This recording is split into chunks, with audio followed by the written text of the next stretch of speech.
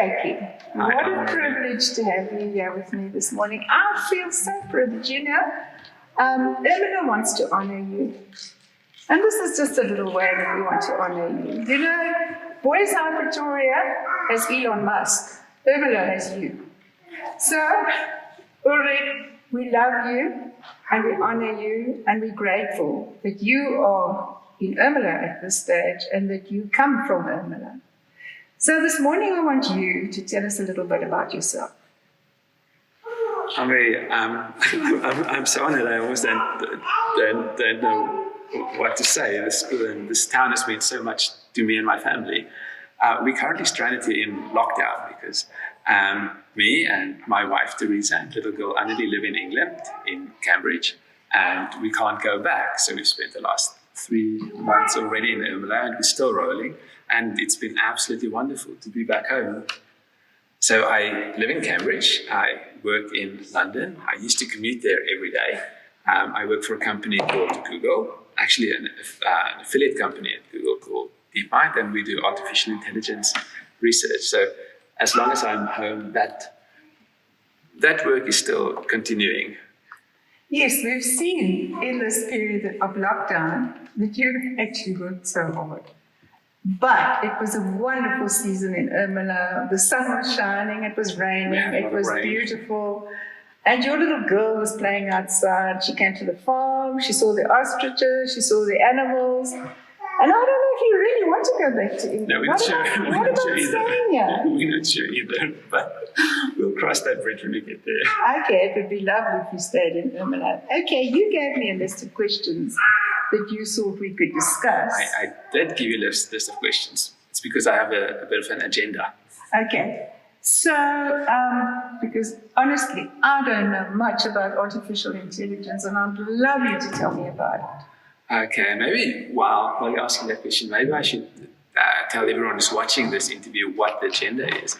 The agenda for this interview is to give everyone who's interested in technology and artificial intelligence and tech companies and opportunities some tools to take next steps and to know where to dig and to actually know what's out there and what you can do. So let's start with AI. Okay. So artificial intelligence is now the big buzzword in tech. It wasn't 20 years ago. 20 years ago, it was a very, very small cottage industry field. And you see artificial intelligence everywhere. So artificial intelligence is about creating systems that try to reason and do computation a bit like the human brain. It tries to build computer systems that do things that humans could do effortlessly, but that computers find incredibly hard. What's an example? I could recognize your face in a fraction of a millisecond. But traditionally, a computer system would have found it very, very hard, Elmarie, to recognize you in the street. Mm-hmm. It would have found it very hard to recognize your voice or understand something like natural language text, or for that matter, any complex signal, even routing you to your home with the shortest path on Google Maps. So that's what AI is about. It's about building computer systems that can do things that a pocket calculator can't, but that humans could do very, very effortlessly. Wow, carry on talking. You've worked for a few tech companies. Which ones are they? I've slaved away in a number of technology companies since graduating from this high school. I spent 3 years in 2 different startup companies. One was doing computer vision, and the other one was doing spoken dialogue systems. I'll tell you a bit about that in a second. I also spent almost 6 years in Microsoft, very short amount of time running a team in Apple. And then the last 5 years now, I've worked in Google's artificial intelligence division. When I hear about artificial intelligence, I just think about movies and back way there and all these funny things happening. Is that what it's like where you work? It's almost, but I do want to say movies color it in a much more enthusiastic way than what's happening in reality. In reality, we slave away for many hours in front of a computer screen trying to fix bugs and find ways to actually make the things in movies a reality. Okay. And of course, they're not a reality, so don't be fooled. Okay, so you spent a few years in Israel. Tell me how that happened. Yeah. So when I worked in Microsoft, I worked for Xbox, and one of the Really? Xbox development teams was situated in Tel Aviv in Israel.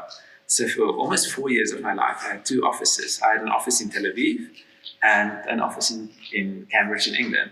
And I would shuttle back and forth between the two offices. And Israel was a tremendous experience for anyone who works in the technology industry like myself. And it wasn't a tremendous experience because it was for me a picture of how a group of people who don't have a lot actually pool together to build a tech ecosystem. And I remember particularly one evening when I was walking down the main street, Rothschild Avenue in Tel Aviv, and I bumped into a friend on the street, and he just joined Facebook in Israel. Facebook just started a new development office in Tel Aviv. It's like, yes, would you like to join Facebook Israel? And in the same week, someone from Google Israel bumped into me in the street and said, do you want to work for Google Israel? And so you see this mushrooming of tech companies that invest in culture in the country. And that was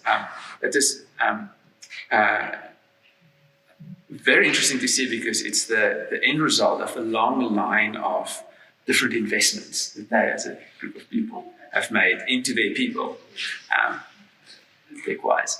I love the Israelis because they're very much like South Africans. They're very straightforward. Like you're never in the grey. Like something's either yes or no, but it's never a maybe. And they might violently disagree with you, but that's fine. You'll know that. How did you communicate with them? In English or Afrikaans? You obviously couldn't speak Afrikaans. I had to learn a little bit of Hebrew. I knew a bit of Aksativit. And it was only because my entire team spoke Hebrew in the office. And so to make sure that they didn't speak about me behind the backs, which they wouldn't do, I decided to learn a bit of Hebrew to get along. It also shows you just decided to learn a little bit of Hebrew. It's hard. Hebrew is a Semitic language, so it's fairly easy to go from English to Afrikaans to any of the Indo-European languages because the style of grammar is very similar. But as soon as you learn a language like Arabic or Hebrew, it's almost like you need to learn from before any basics. Everything, but everything is different. Wow. And let me give you an example. Okay. So in English, you'd say, I go to town. In Afrikaans, you'd say, ek gaan dorp toe. And the order of the words are the same, more or less. The grammatical structure is the same. And you just need to do a few small translations. I can't remember now off the top of my head what's that's in Hebrew, but it would be completely would you do a conversation in Hebrew?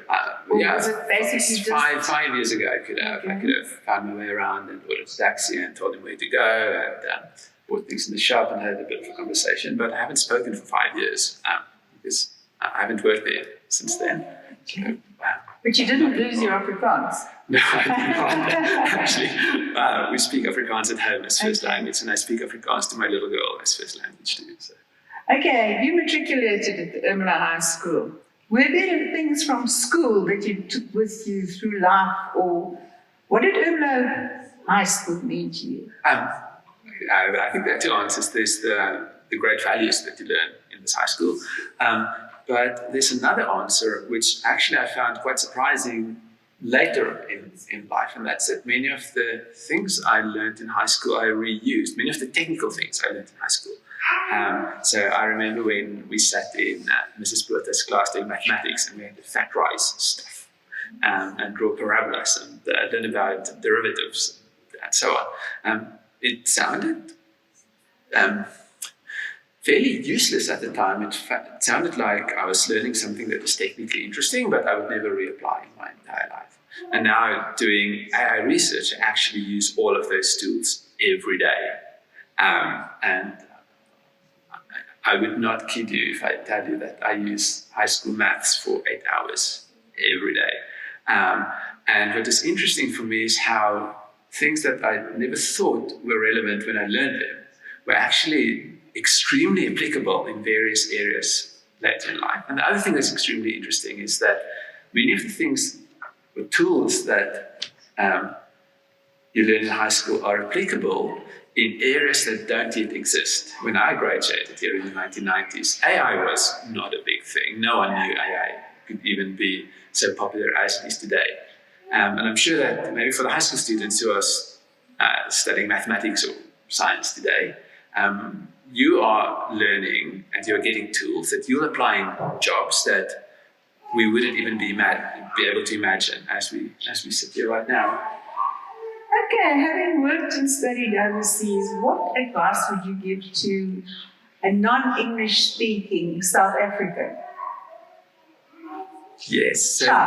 Yes. I do want to say that the professional world is very English speaking. The lingua franca in Google, Microsoft, and any of the big tech companies I worked in is English. But as soon as you step into that world, you realize that there are 500 million people who speak English as first language and who can't speak a second language. And at that scale, you need something to differentiate you or to root you.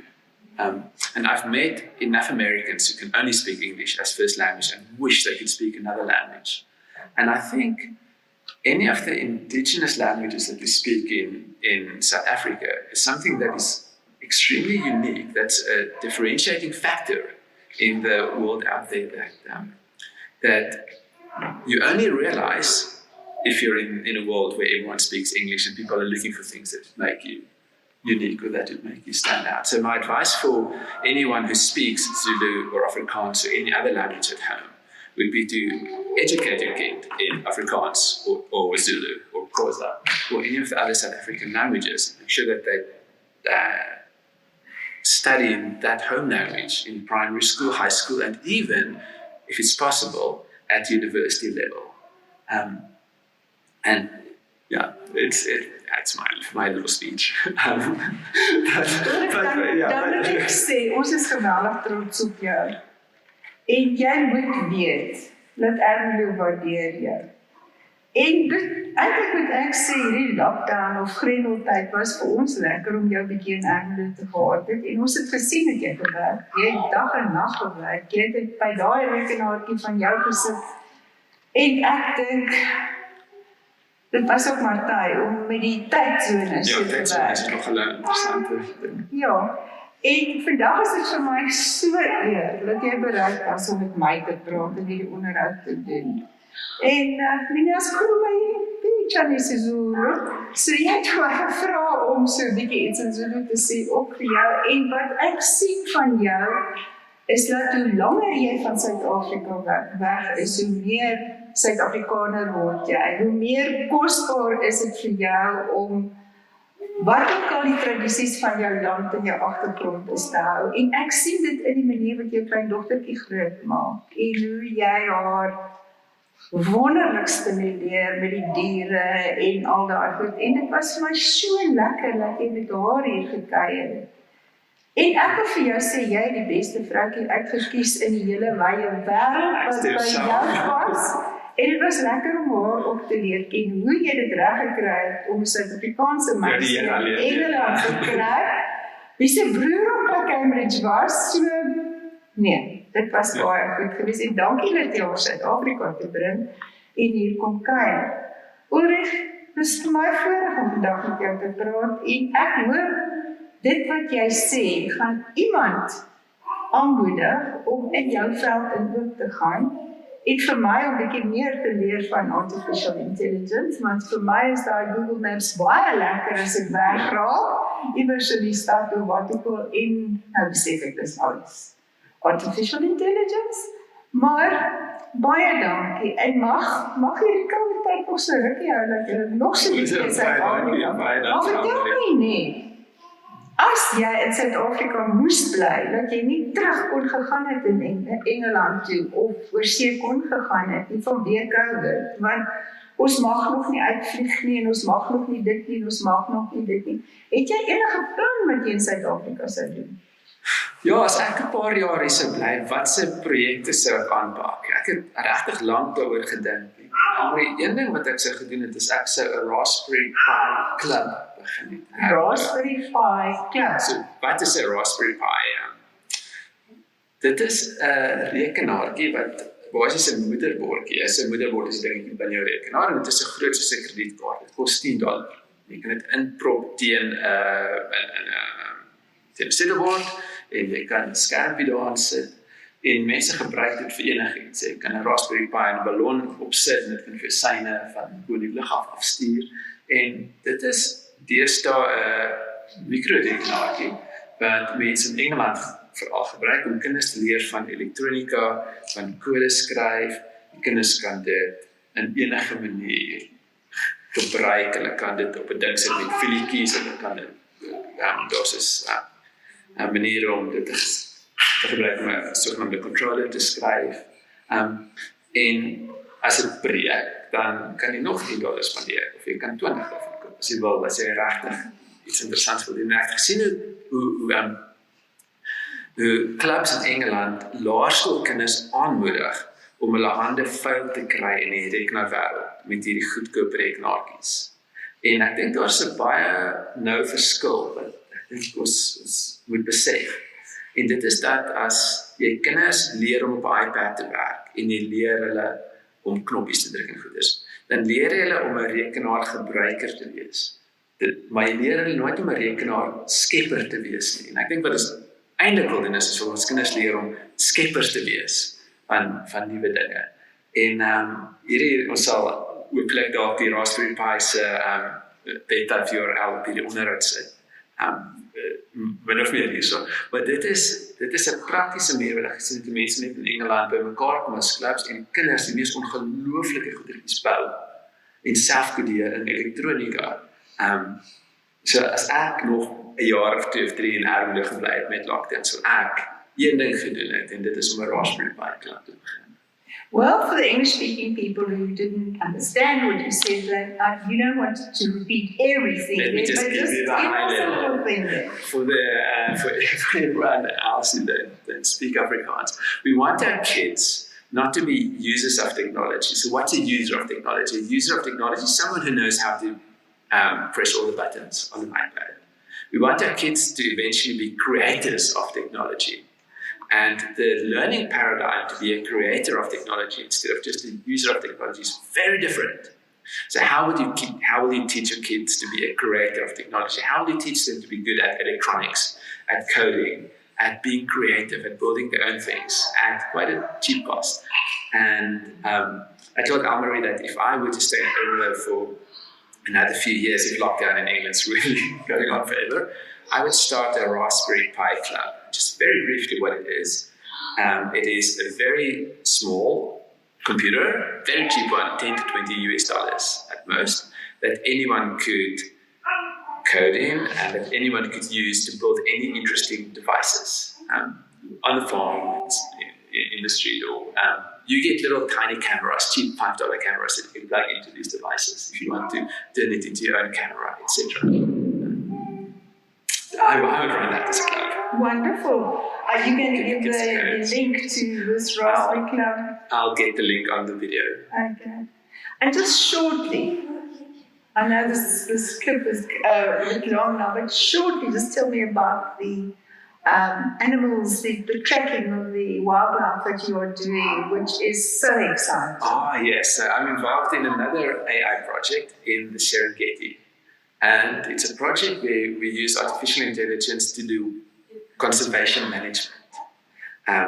So very briefly, in a massive area of land like in the Serengeti, you'd like to know how many animals and how many different counts for each species are where and whether there's any change in migratory patterns, etc.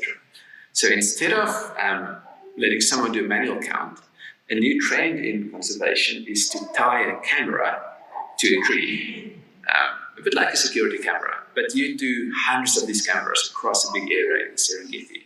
And whenever some animal moves past this camera, you take a picture. And then you have millions of pictures from hundreds of cameras across the Serengeti.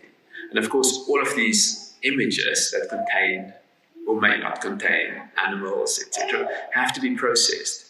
And artificial intelligence is a great tool to process those images automatically, to count the number of elephants, wildebeest, zebras, to get statistical estimates of what's happening in the Serengeti.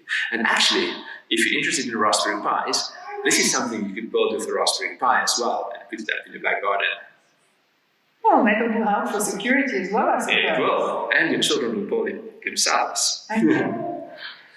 Baie dankie. Dit was nou baie lekker om met jou te praat. En my brein voel self so gestrek nou, gerek nou. Ek is 'n dopie storie wat my 4-jarige kleinkind amper meer weet van al die goed is wat ek weet. En dis eintlik wonderlik. So ek moet daar ouers vertel van die Raspberry Pi. Ja, dit is 'n bietjie kode skryf.